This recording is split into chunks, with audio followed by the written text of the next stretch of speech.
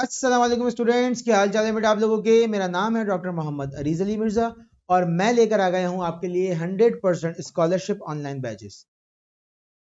आज से हम स्टार्ट करेंगे केमिस्ट्री का बैच और A to Z सारे कॉन्सेप्ट्स क्लियर करेंगे, तमाम चीजें कवर करेंगे, पूरा कोर्स कंप्लीट करेंगे, तमाम न्यूमेरिकल्स करेंगे, ठीक है। और हर चीज आपको प्रोवाइड करी जाएगी एट व्हाट्सएप ग्रुप, ठीक है। आपको नोट्स आपको व्हाट्सएप ग्रुप पे दिए जाएंगे, टेस्ट व्हाट्सएप ग्रुप पे दिया जाएगा, इस लेक्चर का PDF, तमाम चीजें आपको व्हाट्सएप ग्रुप पर प्रोवाइड करी जाएंगी, ठीक है। देखो अभी हम पढ़ रहे हैं टॉपिक, ठीक है। अभी हम कॉन्सेप्ट क्लियर करेंगे, अभी हम न्यूमेरिकल्स करेंगे, अभी हम A to Z सारी चीजें करेंगे।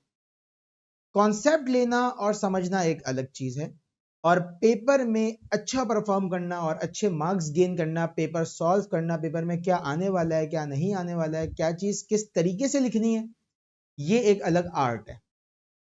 पेपर में क्या आएगा बोर्ड में, ये इंशाल्लाह तुम्हें 1 से 1.5 महीने पेपर से पहले 1 से 1.5 महीने पहले आपको टारगेट पेपर की शक्ल में और वर्कशॉप की शक्ल में दे दिया जाएगा, ठीक है। लेकिन पहले पढ़ाई का हक अदा होगा, पहले हम तमाम चीजें कवर करेंगे और उसके बाद मैं आपको पेपर से 1-1.5 महीने पहले टारगेट पेपर और वर्कशॉप दे दूंगा। उससे बाहर इंशाल्लाह बोर्ड का पेपर नहीं जाएगा, ठीक है। चलो भाई स्टार्ट करते हैं हम अपनी। अच्छा, अगर कोई बच्चा ऑनलाइन बैच ज्वाइन करना चाहता है या कोई बच्चा चाहता है कि मुझसे फिजिकली पढ़े आके, तो वो मुझे इस नंबर पर व्हाट्सएप कर सकता है, मैं उसको रजिस्ट्रेशन फॉर्म दे दूंगा और साथ साथ में वो हमारे बैच को ज्वाइन कर लेगा, ठीक है। चलो भाई अब आ जाओ, हमारा पहला चैप्टर है केमिकल इक्विलिब्रियम। निहायत इंपॉर्टेंट चैप्टर है। देखो पूरी मैट्रिक की केमिस्ट्री में सिर्फ 2 चैप्टर्स में न्यूमेरिकल है, चैप्टर 1 में और चैप्टर 2 में। बाकी पूरी मैट्रिक की केमिस्ट्री में न्यूमेरिकल नहीं है, ठीक है।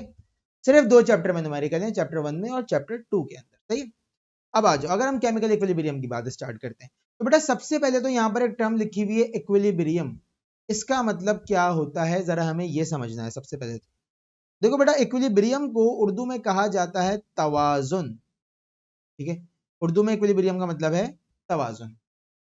तवाजुन की अगर हम बात स्टार्ट करते हैं तो तवाजुन का मतलब है बैलेंस, ठीक है। अब आपने कहा सर किस चीज में बैलेंस प्रोड्यूस कर रहे हैं आप, ये तवाजुन किस चीज में हो रहा है। मैंने कहा देखो पीछे लिखा हुआ है केमिकल, ठीक है। इसका मतलब है हम तवाजुन प्रोड्यूस करेंगे केमिकल रिएक्शन के अंदर। किसमें? केमिकल रिएक्शन में, सही है। तवाजुन प्रोड्यूस होगा केमिकल रिएक्शन में। अब आपने कहा सर एक छोटी सी बात है और वो ये है कि हमें केमिकल रिएक्शन की डेफिनेशन ही नहीं पता। केमिकल रिएक्शन किसे कहा जाता है? अगर मैं अभी तुमसे पूछ लूं कि मुझे बताओ रिएक्शन किसे कहते हैं, कि 9th क्लास में पढ़कर आ रहे हो ना केमिस्ट्री, बता दो रिएक्शन किसे कहा जाता है। अब आप ऊट पटांग जवाब देंगे सारे, ठीक है। तो मैं आपको आज समझा रहा हूँ, जिंदगी भर याद रखना जब तक केमिस्ट्री पढ़ रहे हो, ठीक है। Reaction is basically breaking down या break down of older bonds and formation of new, ठीक है। पुराने बॉन्ड्स का टूटना और नए बॉन्ड्स का बनना कहलाता है केमिकल रिएक्शन। अब यहां पर भी सवाल ये प्रोड्यूस होता है कि पुराना बॉन्ड टूटेगा क्यों और नया बॉन्ड बनेगा क्यों, लेकिन वो अभी नहीं पढ़ेंगे, हम वो चैप्टर केमिकल बॉन्डिंग में पढ़ेंगे, ठीक है। अभी हमें ये देखना है कि भाई केमिकल रिएक्शन में इक्विलिब्रियम तवाजुन किस तरीके से आता है। अब अगर मैं बात यहां से स्टार्ट करूं कि बेटा केमिकल रिएक्शंस 2 टाइप के होते हैं, ठीक है। अगर हम केमिकल रिएक्शन की बात करें तो केमिकल रिएक्शन की जो टाइप्स होती है ना बेटा, वो होती हैं 2 टाइप की। केमिकल रिएक्शंस होते हैं 2 टाइप के। पहला है आपके पास इररिवर्सिबल रिएक्शन, ठीक है। पहले का नाम है इररिवर्सिबल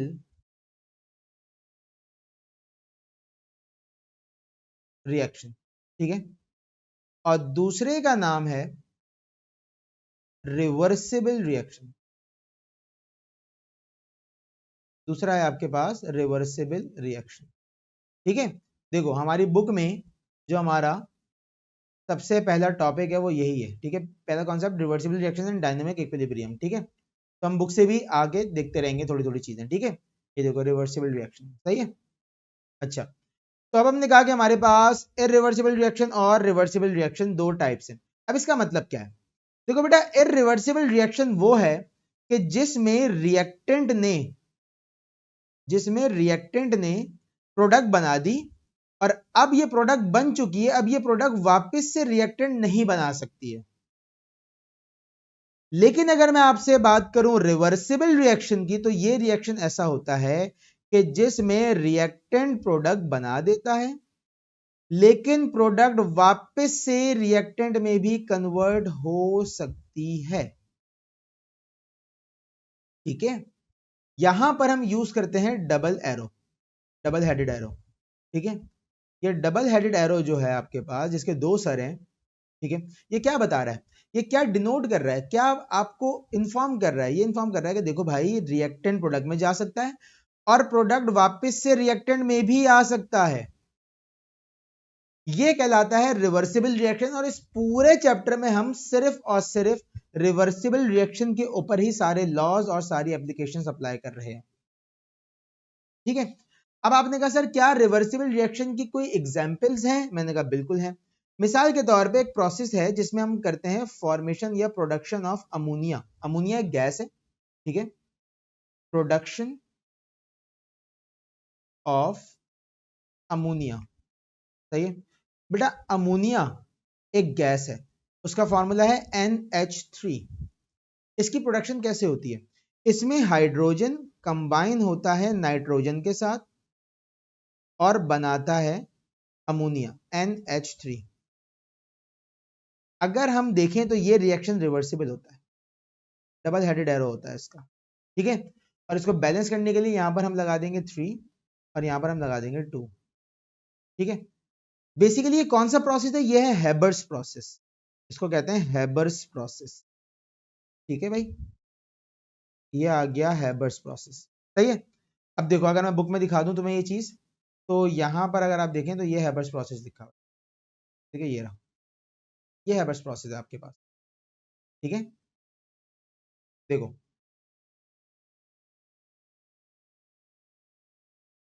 देखो ये हेबर्स प्रोसेस है और ये इसकी इक्वेशन है, N2 + 3H2 कन्वर्ट हुआ किसमें? 2NH3 में। आ रही समझ बात? तो यहां पर आपके पास देखो ये इसकी फॉरवर्ड रिएक्शन है। ठीक है, N2 + 3H2 कन्वर्ट हो रहा है NH3 में, लेकिन ये देखो बैकवर्ड रिएक्शन लिखा हुआ है। 2NH3 वापस से जा रहा है 3H2 और N2 बना रहा है, वापस से टूट रहा है। तो हम क्या करते हैं, हम इसको एक ही तरीके से ऐसे लिख देते हैं। ठीक है, ऐसे कंबाइन करके लिख देते हैं इसको। समझ आ रही बात कि N2 + 3H2 कन्वर्ट हुआ 2NH3 के अंदर। सही है भाई, समझ में आ रही बात? तो ये रिवर्सिबल रिएक्शन है आपके पास। वापस आ जाते हैं। अब हमने कहा कि बेटा ये तो रिवर्सिबल रिएक्शन हो गया, सही है। जितने भी डिसोसिएशन रिएक्शन है, जितने भी आयोनाइजेशन रिएक्शंस हैं, जिसमें कोई सॉल्ट टूट रहा है, वाटर से मिल रहा है, या एसिड बेस्ड रिएक्शन है, वो सारे रिवर्सिबल होते हैं। ठीक है, मिसाल के तौर पे आपने एक रिएक्शन बचपन से पढ़ा हुआ है, HCl + NaOH बनाता है क्या? NaCl and water. ठीक है, ये आपने बचपन से पढ़ा हुआ है, NaCl + वाटर बनाता है। ये रिएक्शन रिवर्सिबल होता है। क्यों? क्योंकि ये आयोनाइजेशन रिएक्शन है, ये न्यूट्रलाइजेशन रिएक्शन कह लो इसको। ठीक है, इसको डिसोसिएशन रिएक्शन कह लो। तो बेसिकली मामला क्या है कि जितने भी ऐसे टाइप के रिएक्शन होते हैं जिसमें रिएक्टेंट प्रोडक्ट में जा सकता है और प्रोडक्ट वापस से रिएक्टेंट में आ सकता है, इन तमाम को नाम दिया जाता है रिवर्सिबल रिएक्शन। ठीक है, अब रिवर्सिबल रिएक्शन इक्विलिब्रियम में कैसे आएगा? चैप्टर यहां से स्टार्ट होता है। ठीक है, तो आओ देखो, इसको कहा जाता है डायनामिक इक्विलिब्रियम। अब तो सबसे पहले मैं इक्विलिब्रियम लिख रहा हूं यहां पर। ठीक है, इक्विलिब्रियम, इसको कहा जाता है तवाजुन। अब तवाजुन बेटा दो तरीके का होता है, ये बात याद रखना। तवाजुन होता है दो टाइप का। अब वो दो टाइप कौन सी हैं? एक होता है स्टैटिक इक्विलिब्रियम, यानी कि कोई चीज रुकी हुई है वो तवाजुन में है। एक है आपके पास स्टैटिक इक्विलिब्रियम, ठीक है, और दूसरा है डायनामिक इक्विलिब्रियम। ठीक है, डायनामिक इक्विलिब्रियम। मिसाल के तौर पे ये पेन है मेरे हाथ में, ठीक है, इस पेन को मैंने ऐसे करके यहां से एक पॉइंट से पकड़ लिया, इसके सेंटर ऑफ मास से, और अब देखो ये इक्विलिब्रियम पर आ गया, ये रुका हुआ यहाँ पे तवाजुन में, ना इस साइड गिर रहा है ना इस साइड गिर रहा है, ये तवाजुन कहलाता है। ठीक है, लेकिन अगर मैं बाइक चला रहा हूं मिसाल के तौर पे, अब बाइक चल रही है, मूव कर रही है, मोशन कर रही है, और बाइक स्ट्रेट चल रही है, ना लेफ्ट गिर रही है ना राइट गिर रही है। तो इसका मतलब क्या है, bike is in dynamic equilibrium.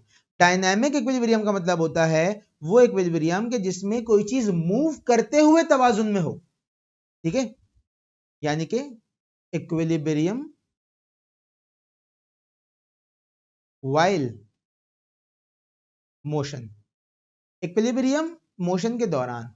और स्टैटिक इक्विलिब्रियम का मतलब क्या है, equilibrium during rest, equilibrium during rest, कि कोई चीज रुकी हुई है और अगर वो इक्विलिब्रियम में तो बेटा वो स्टैटिक है, और अगर कोई चीज मूव कर रही है और वो इक्विलिब्रियम में तो वो डायनेमिक है। हमारे पास केमिकल इक्विलिब्रियम हमेशा डायनेमिक होता है, ठीक है। तो अब ये डायनेमिक कैसे होता है, आ जाओ देखते हैं। चलो भाई, डायनेमिक इक्विलिब्रियम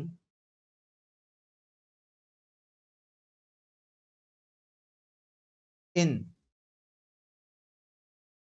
केमिकल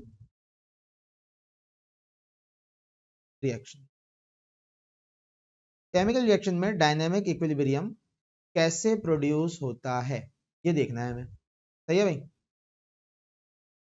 आ जाओ, अब देखो, मिसाल के तौर पर एक रिएक्शन है हमारे पास जो कि फॉरवर्ड डायरेक्शन में चल रहा है, ठीक है। ए प्लस बी बना रहा है सी प्लस डी, ठीक है भाई। अब C प्लस डी ने जुड़कर वापस से A प्लस बी बनाना शुरू कर दिया। क्या हो क्या रहा है, जरा समझना बात में। इसको एक दूसरी एग्जांपल से समझा रहा हूं। मेरे पास, मैं तुम्हें अपने पास से 10 रुपए दे रहा हूं। मैंने तुम्हें राइट हैंड से 10 रुपए दिए, मैंने तुम्हें लेफ्ट हैंड से 10 रुपए दिए, और तुमने भी राइट हैंड से मुझे 10 रुपए दिए, और ये हम खेले जा रहे हैं ऐसे करके। क्या चेंज आ रहा है, 10 रुपए का चेंज आ रहा है, यानी कि चेंज बराबर है। मैं तुम्हें 10 दे रहा हूं, तुम मुझे 10 दे रहे हो, मैं तुम्हें 10 दे रहा हूं, तुम मुझे 10 दे रहे हो, हमारा चेंज बराबर है। लेकिन हो सकता है मेरे पास 100 रुपए पड़े हो और आपके पास 1 लाख रुपए पड़े हो पीछे, ठीक है। मिकदार बराबर नहीं है, क्वांटिटी बराबर नहीं है, लेकिन जो चेंज हो रहा है वो बराबर है। समझ आ रही बात। मैं 100 रुपए में से 10 रुपए दे रहा हूं तुम्हें, तुम लाख रुपए में से 10 रुपए दे रहे हो। तो ये जो हम चेंज कर रहे हैं ना बेटा, ये है क्या, इक्विलिब्रियम, डायनेमिक इक्विलिब्रियम। मिकदार हम दोनों के पास बराबर नहीं है, क्वांटिटी हम दोनों के पास बराबर नहीं है, लेकिन जो चीज हम चेंज कर रहे हैं वो बराबर है, ठीक है। तो याद रखना, reaction is said to be at equilibrium when, reaction उस वक्त इक्विलिब्रियम पर कहलाएगा कि इक्विलिब्रियम अटेन कर चुका है जब रेट ऑफ फॉरवर्ड रिएक्शन बराबर हो जाएगा रेट ऑफ बैकवर्ड रिएक्शन। जब रेट ऑफ फॉरवर्ड रिएक्शन बराबर हो जाएगा किसके, रेट ऑफ बैकवर्ड रिएक्शन के। सही है, समझ में आ रही है बात। तो ये कहलाएगा हमारे पास क्या, डायनेमिक इक्विलिब्रियम, कि जितने मोल्स और मॉलिक्यूल ए बी मिला के सी प्लस डी बना रहे हैं, उतने ही सी प्लस डी मिला के वापस ए प्लस बी बना रहे हैं। रेट बराबर हुआ है, मिकदार क्वांटिटी बराबर नहीं हुई है। आपने कहा सर ठीक है, मैं समझ गया आपकी ये बात, ये बहुत इंपॉर्टेंट बात है, मैं समझ गया, मैंने लिख भी ली, मैंने नोट भी कर ली ये चीज आपकी। लेकिन मसला सबसे बड़ा यह है कि मुझे यही नहीं पता कि रेट किसे कहा जाता है। मैंने कहा बेटा इसलिए तो मैं यहाँ बैठा हूँ, बेसिक से अलिफ से तो मैं हर चीज पढ़ा रहा हूँ, ठीक है।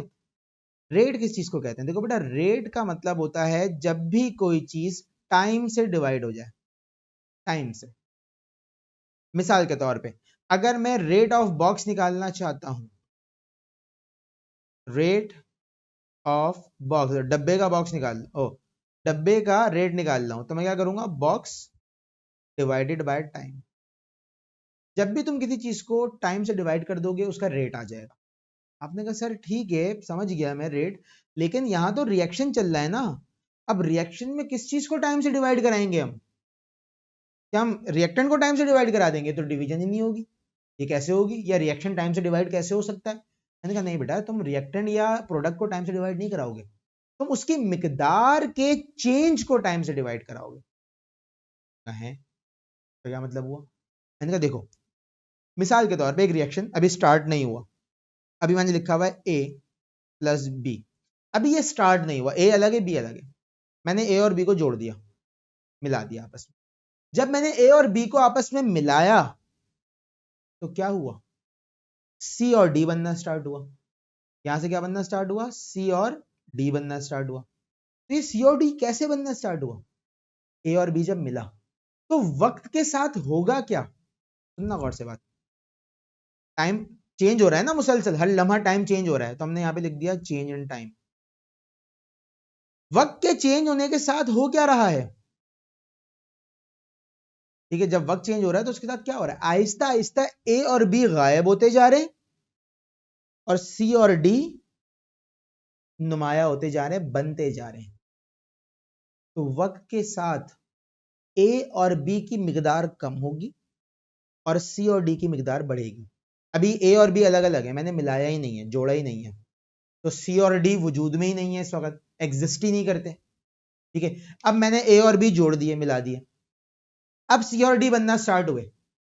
तो ए और बी पहले भरपूर थे, सी और डी था ही नहीं, वजूद में एग्जिस्टेंस ही नहीं थी। ए और बी मिले तो सी और डी बनना स्टार्ट हुआ और ए और बी गायब होना स्टार्ट हुए। करते करते करते करते करते क्या हुआ? ये दोनों इक्विलिब्रियम पर आ गए, तवाज़ुन पर आ गए। ठीक है, तो यहां पर क्या हो रहा है? यहां पर हो रही है चेंज इन कंसंट्रेशन। बेटा कंसंट्रेशन को एक्स से डिनोट किया जाता है, कंसंट्रेशन को हम किससे डिनोट करते हैं? एक्स से। ठीक है, और डेल्टा का मतलब क्या है? चेंज। डेल्टा का मतलब क्या है? चेंज। तो ए और बी की कंसंट्रेशन वक्त के साथ चेंज हो रही है, सी और डी की भी वक्त के साथ चेंज हो रही है, लेकिन यहाँ पे फर्क क्या है? यहाँ पे फर्क यह है कि ए और बी वक्त के साथ कम होंगे और सी और डी वक्त के साथ क्या होंगे? बढ़ेंगे। आ रही समझ बात? ए और बी वक्त के साथ क्या होंगे? कम होंगे और सी और डी वक्त के साथ बढ़ेंगे। आओ देखो, मिसाल के तौर पे इसी को ले लेते हैं यहां पर।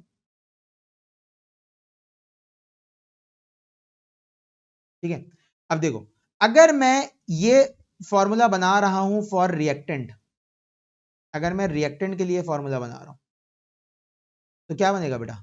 ये बनेगा minus delta x upon delta T. और अगर मैं प्रोडक्ट के हवाले से बना रहा हूं तो ये क्या बनेगा? ये बनेगा simple delta x upon delta T, plus की साइन के साथ, प्लस की साइन हम लगाते नहीं है, पता है ये बात आपको, delta x upon delta T, क्योंकि वक्त के साथ रिएक्टेंट कम हो रहा है, प्रोडक्ट बढ़ रहा है। ठीक है, अब काम की बात सुनो। आपने कहा सर ठीक है समझ में आ गई, हमें यही नहीं पता कंसंट्रेशन किसे कहते हैं। तो चलो बता देता हूं, ये भी सुन लो अब। Number of moles per decimetre cube of solution. एक वॉल्यूम में, एक जगह पर, एक स्पेस में कितने मोल्स किसी चीज के मौजूद हैं, ये कंसंट्रेशन कहलाती है। ठीक है, आपने कहा सर क्या मतलब? मैंने कहा देखो, यहां पर मैंने एक कंटेनर बनाया, ये कंटेनर है, और इस कंटेनर में मैंने क्या करा? इस कंटेनर का जो वॉल्यूम है वो है 1 डेसीमीटर क्यूब। इस कंटेनर का वॉल्यूम है कितना? 1 डेसीमीटर क्यूब। यह है इस कंटेनर का वॉल्यूम। ठीक है, इसमें मैंने 3 मोल्स डाल दिए नाइट्रोजन गैस के। ठीक है, और 2 मोल्स डाल दिए हाइड्रोजन गैस के। 2 मोल्स डाल दिए किसके? हाइड्रोजन गैस के। सही है भाई? तो अब हाइड्रोजन की कंसंट्रेशन क्या हो गई? 2 मोल्स अपॉन वॉल्यूम, तो हाइड्रोजन की कंसंट्रेशन हो गई 2 मोल पर डेसीमीटर क्यूब। 2 मोल 1 डेसीमीटर क्यूब में मौजूद है। नाइट्रोजन की कंसंट्रेशन क्या हो जाएगी? नाइट्रोजन की हो जाएगी 3 अपॉन 1, यानी कि 3 मोल 1 डेसीमीटर क्यूब में मौजूद है। अगर यही इसका वॉल्यूम मैं यहां पर 2 कर देता, यहां पर अगर इस कंटेनर का वॉल्यूम मैंने कहा कि भाई 2 डेसीमीटर क्यूब का कंटेनर है, तो यहां पर 1 की जगह क्या आ जाता? 2 आ जाता। 1 की जगह क्या आ जाता? 2 आ जाता। तो फिर हाइड्रोजन की कंसेंट्रेशन क्या हो जाती? 2/2 1 मोल पर डेसीमीटर क्यूब, यानी कि 1 डेसीमीटर क्यूब में 1 मोल आया हुआ है और 2 में 2 आए हुए हैं। और नाइट्रोजन की क्या हो जाती? ये हो जाता 1.5 मोल्स पर डेसीमीटर क्यूब, यानी कि 1 डेसीमीटर क्यूब में 1.5 मोल आए हुए हैं। ठीक है भाई, ये इसकी कंसंट्रेशन हो जाती। तो कंसंट्रेशन का मतलब है कितने मोल कितने वॉल्यूम में पड़े हुए हैं। वक्त के साथ रिएक्टेंट के मोल कम होंगे, प्रोडक्ट के मोल बढ़ेंगे। और जब दोनों का रेट बराबर हो जाएगा, जितना रिएक्टेंट प्रोडक्ट बना रहा है उतना प्रोडक्ट वापस से रिएक्टेंट बना रहा है, तो हम कहेंगे रिएक्शन इक्विलिब्रियम पे आ चुका है। ठीक है बेटा, ये है डायनामिक इक्विलिब्रियम। सही है। अच्छा, अब ये तो मैंने आपको रेट और इसके साथ साथ डायनेमिक इक्विलिब्रियम की कुछ चीजें समझा दी। ठीक है, अब हम जाएंगे आगे, प्रॉपर स्टार्ट करेंगे अपना लॉ ऑफ मास एक्शन। बेटा ये सवाल बहुत इंपॉर्टेंट है, ये आता है। ठीक है, ये पेपर में आता है, ड्राइव करने के लिए आता है, इसके न्यूमेरिकल्स आते हैं। मैं बता रहा हूं, ये पेपर में कंफर्म आएगा, लॉ ऑफ मास एक्शन। ठीक है, अब ये लॉ ऑफ मास एक्शन क्या है, आ जाओ देखते हैं। देखते हैं इसको नेक्स्ट पार्ट में। सही है।